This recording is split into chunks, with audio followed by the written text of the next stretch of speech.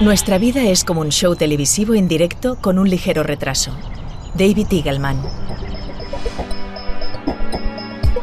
El cerebro, en su continua construcción de la realidad, ha de lidiar con los avatares del tiempo, una sucesión de acontecimientos escurridiza y con múltiples caras. Y a menudo es el inconsciente quien modela nuestro concepto del tiempo.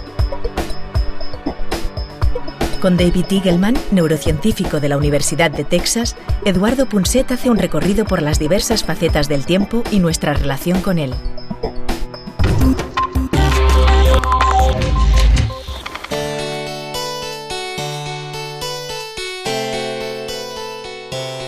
La visión que tenemos de las cosas es una visión cerebral.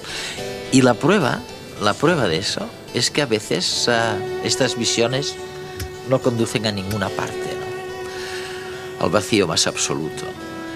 Y entre estas visiones raras está, por ejemplo, la manera en que la memoria archiva escenas violentas, terribles. Un accidente de coche, se dice, los que lo han sufrido, por desgracia, que se archiva en cámara lenta. Es como si el tiempo se alargara, pero ¿se puede alargar de verdad el tiempo? De esto va el programa de hoy.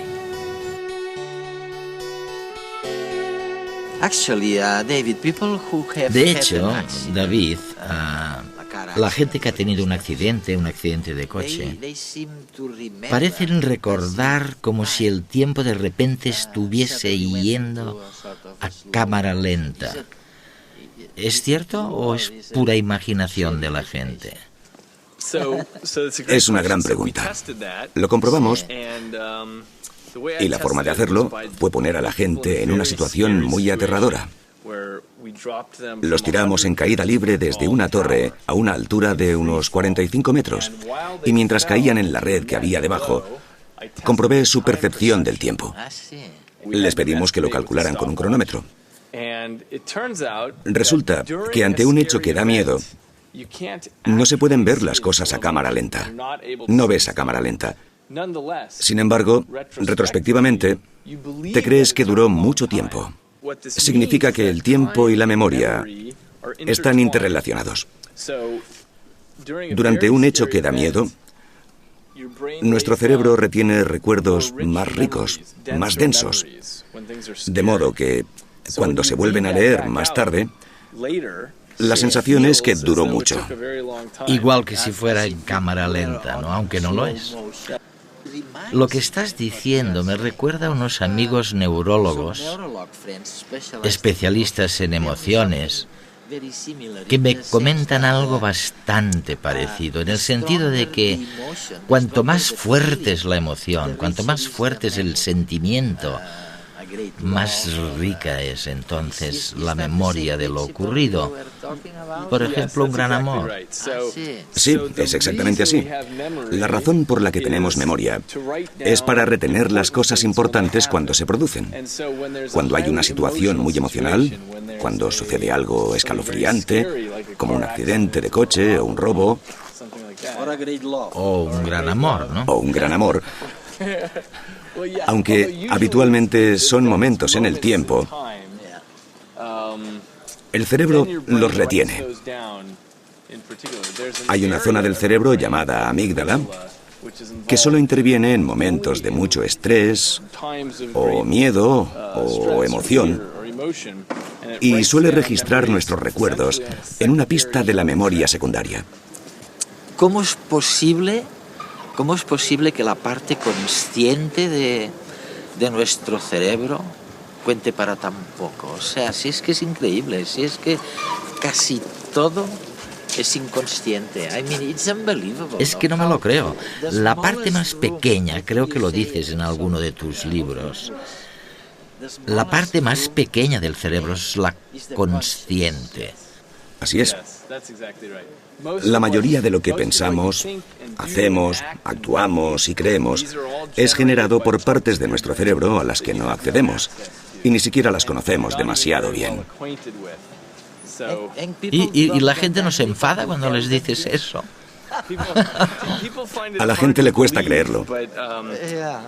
Es el motivo por el que he escrito mi próximo libro sobre el cerebro inconsciente, porque estoy reuniendo todas las pruebas que demuestran que el cerebro inconsciente es quien hace la mayor parte del trabajo entre bambalinas. Y después de que el cerebro haya ordenado las cosas, las haya meditado y haya decidido, te las sirve en bandeja. Pero nosotros decimos, acabo de tener una idea.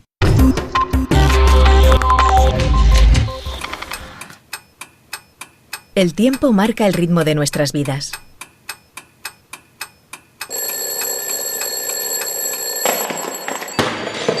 Pero a pesar de su férrea disciplina, no deja de ser más que una convención inventada por nosotros mismos. Los egipcios y los babilonios fueron los primeros en medir el tiempo, hace unos 5.000 años, con la idea de organizar la actividad agrícola. Se basaron en la observación del firmamento. El ciclo de la luna sirvió para inventar los meses y el paso de las estaciones para inventar los años. La suma de los 5 planetas que se conocían entonces, más la luna y el sol, darían lugar a los 7 días de la semana. Y la división de los periodos de luz y los de noche, según las 12 constelaciones más importantes, darían lugar a las horas.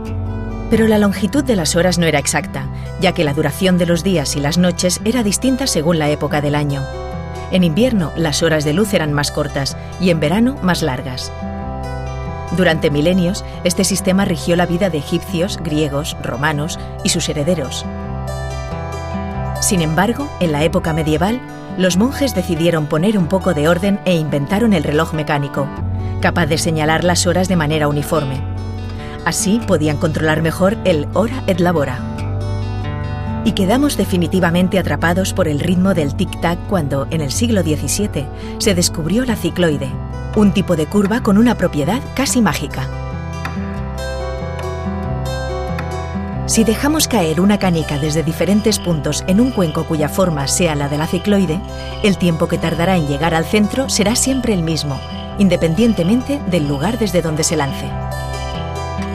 Esta curiosa cualidad hizo que los péndulos que seguían esta curva fuesen candidatos perfectos para medir el paso del tiempo.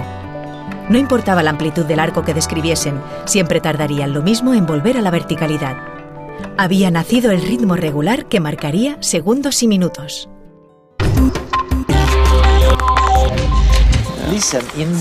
Oye, en uno de tus libros explicas por qué cuando hay una carrera, cuando preparamos la salida de una carrera, disparamos, utilizamos una pistola. Una pistola. Y no un flash, un destello. Es porque... ¿Por qué? Es porque puedes reaccionar más rápido ante un bang que ante un destello de luz.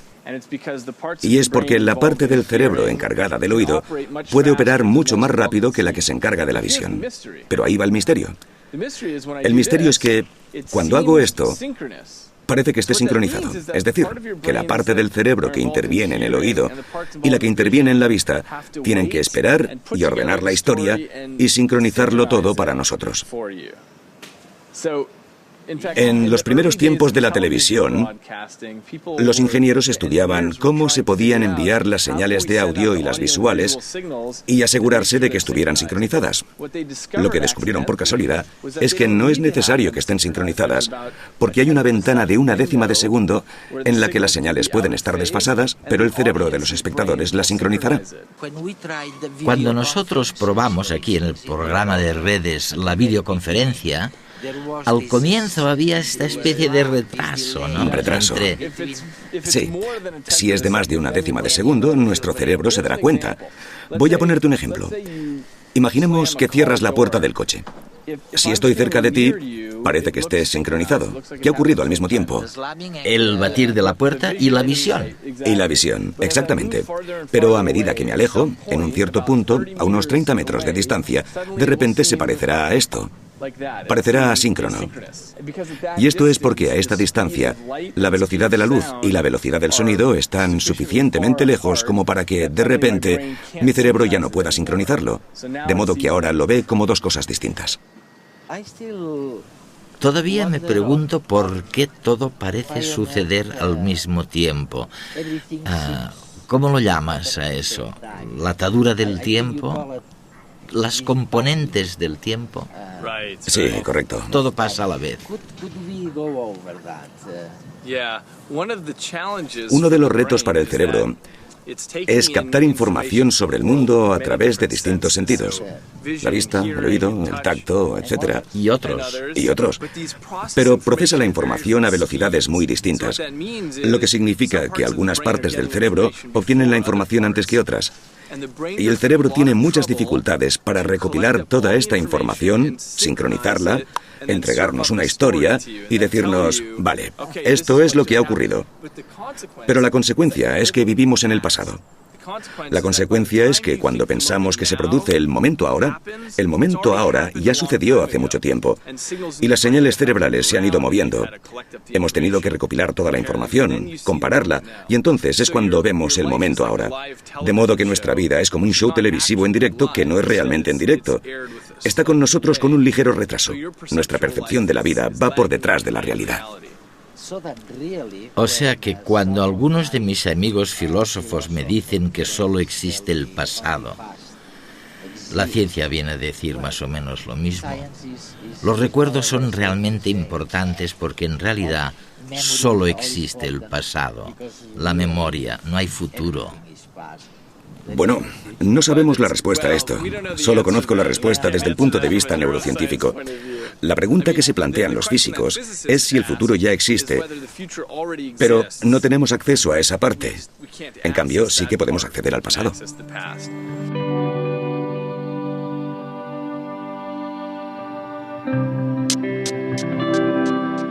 La mente tiene la capacidad de funcionar como una película, a través de fotogramas.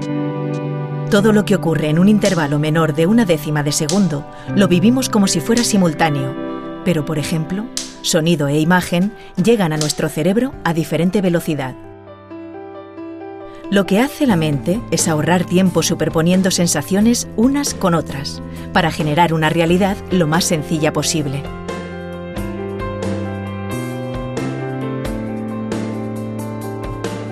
Y no solo eso. También es capaz de borrar de nuestra consciencia los momentos en los que se producen vacíos de información visual que, inevitablemente, sufrimos cada pocos segundos.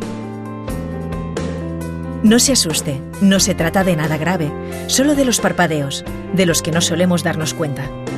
Incluso puede robarnos tiempo ante nuestros ojos abiertos. Pruebe a observarse frente al espejo el ojo izquierdo y el derecho alternativamente. Jamás verá cómo se mueven sus globos oculares. Los milisegundos que tarda en mirar un ojo u otro escapan misteriosamente de su percepción. Estos tejemanejes dejan algunas pistas, a veces sensaciones inquietantes que no sabemos explicar. Por ejemplo, ¿nunca ha sentido que cuando fija la vista en un reloj de manecillas parece que esté parado como si el primer segundo que ve durase más de la cuenta? Al contrario de lo que podría creer, lo que ha vivido no es una ilusión óptica, sino temporal.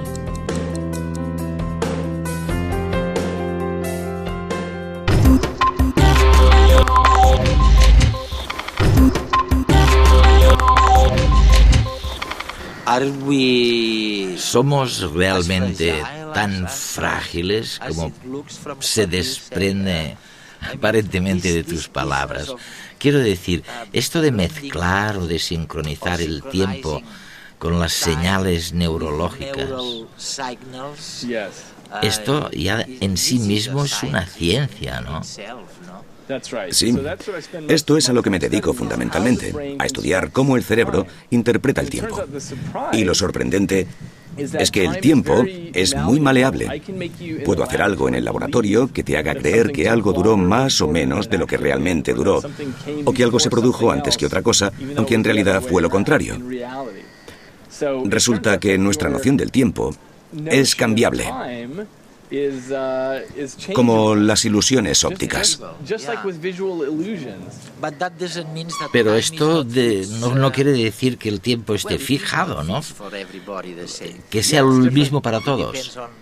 Depende de dónde está cada uno. Es diferente. El tiempo. Sí, puede ser distinto para distintas personas. Y de hecho, la hipótesis sobre la que estoy trabajando ahora es que la esquizofrenia es fundamentalmente un trastorno de la noción del tiempo. Los esquizofrénicos comprenden mal dicha noción, y es la razón por la que hacen lo que se llama atribución equivocada del mérito. Es decir, hacer algo y luego decir, no fui yo, no me atribuyas el mérito. Dicen, alguien más debió de controlar mis pensamientos. O oyen voces en sus cabezas, porque siempre estamos generando voces, escuchando esas voces, hablando con esas voces interiores. Pero si comprendemos mal los tiempos, tendremos que atribuirle esa voz a otra persona. Y debería haber alguna manera, quizás lo sabremos después de tus investigaciones, de saber si podemos alargar el tiempo, si lo podemos realmente estirar. Hay una manera, y es la siguiente. El tema es, puesto que retenemos mejor los recuerdos más densos, cuando hemos visto algo emocional o incluso algo nuevo, dado que retenemos los recuerdos más densos, cuando miramos hacia atrás parece que duró más tiempo. Lo que esto significa es, si quieres que parezca que tu vida ha durado más, lo que tienes que hacer es perseguir cosas nuevas. Necesitas probar cosas nuevas todo el tiempo, conducir por un camino distinto cuando vuelvas a casa. Si siempre almacenas recuerdos nuevos, parecerá que tu vida ha sido más larga.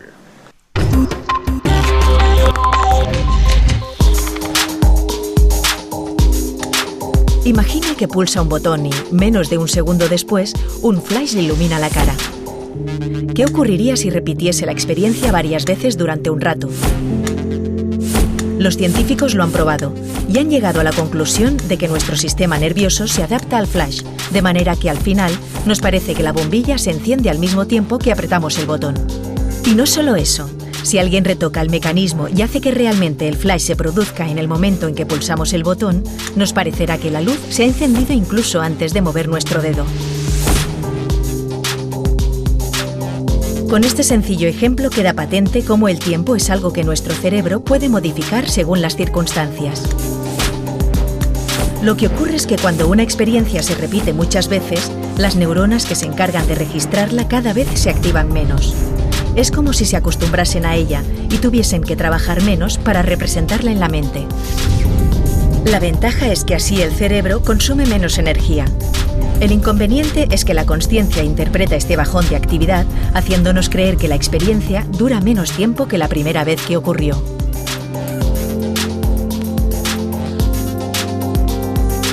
Por eso, cuando vemos una película por segunda vez, nos parece más corta, o cuando hacemos siempre el mismo recorrido transcurre en un suspiro, mientras que la primera vez que lo hicimos nos pareció mucho más largo. Es por este motivo también por el que los años, a medida que nos hacemos mayores y vivimos inmersos en la rutina del día a día, nos pasan cada vez más rápido. Sin embargo, y a pesar de lo deprimente de esta conclusión, no todo está perdido. De la misma manera que la repetición acorta nuestro tiempo subjetivo, el hacer cosas nuevas lo alarga. ¿No tiene la sensación en vacaciones de que el tiempo se expande y los días son más largos e intensos? ¿Y no le parece que los años de su infancia, en que todo es nuevo, fueron más largos que los de su vida adulta? La clave está en llevar a cabo actividades diferentes cada día. Solo tiene que activar sus neuronas con nuevas experiencias si quiere poner en funcionamiento la fábrica de tiempo particular que hay dentro de su cerebro.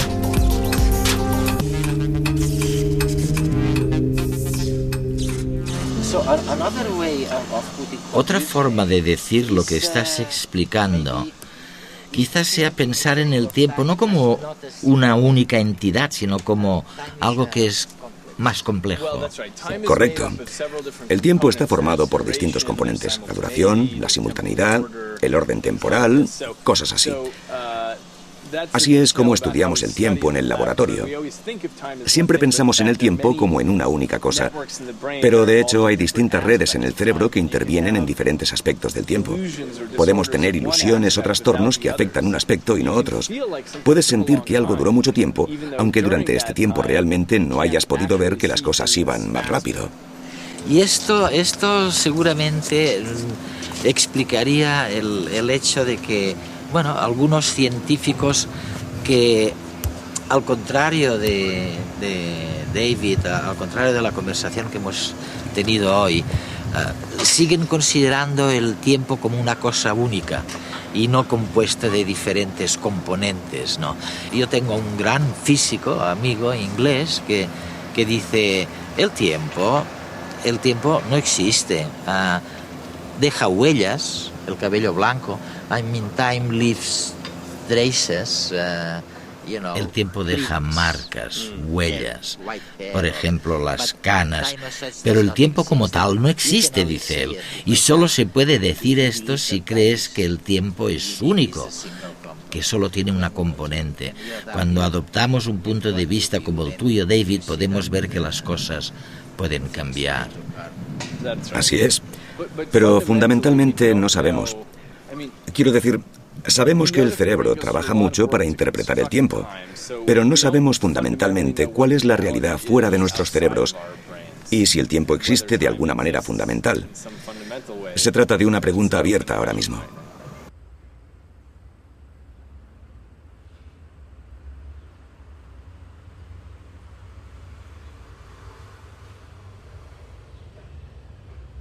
Del mismo modo que los colores no existen realmente, tampoco estamos seguros del tiempo en el mundo exterior. David Eagleman.